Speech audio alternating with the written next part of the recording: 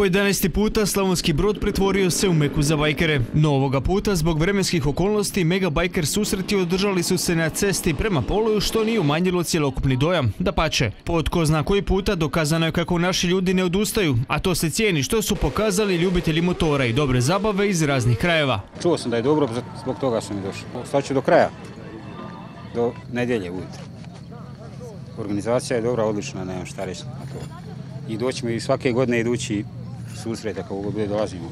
Dolazimo toliko godina, nekih 6-7 godina ranije ovdje, provjereno je, zagarantovano i dobro, tako da ne odustajemo. Sa motorima smo tu 12 dana, došli smo, bukvalno iz Hamburga smo stigli, mala turneja po Balkanu, 12 dana, Motorijada Orašje, Sremska Mitrovica, Beograd, Sarajevo, Mostar, Dubrovnik, Split, Banja Luka i danas Slavonski Brod. Cesta prema omiljenom brodskom izletištu na nekoliko se dana potpuno promijenila. Tako je pozornica bila smještena ispred posljednjeg zavoja spomenute prometnice sa šatorima ispred, koji su označili kako ovi susreti nisu samo najveći, već i najduži u ovom dijelu Europe. Odavde imamo 150 metara šatora i onda 150 metara prostora i onda je razlaz. Ali s tim da se Braco Radović ove godine posebno potrudio da ima 3 seta zvučnika da bi ovo sve ozvučio. Ovo su specifični moto susreti u ovom dijelu Europe. Tu je 1/3 bajkera, a 2/3 građana. I nama je drago da ovi građani grada Slavonskog Broda nas podržavaju.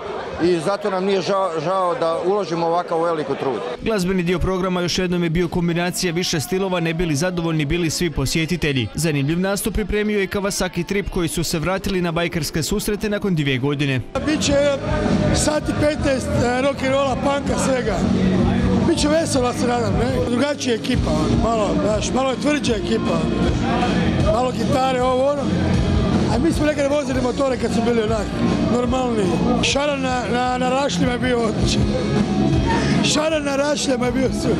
Naravno, kako su široj publici tijekom 2 večeri najpoznatiji bili Psiho Modopop i Željko Bebek s repertoarom Bijelog dugmeta, no svi su bendovi na svoj način zabavili bajkere, rokere, punkere i ostale. Ne smije se zaboraviti kako je cijeli događaj imaju humanitarnu notu. Našli smo jednu obitelj sa 5 djece u dobi od valjda 2 do 14 godina. Teške financijske situacije, pomoćemo njima, prodajemo majice i grickalice i sav prihod ide njima.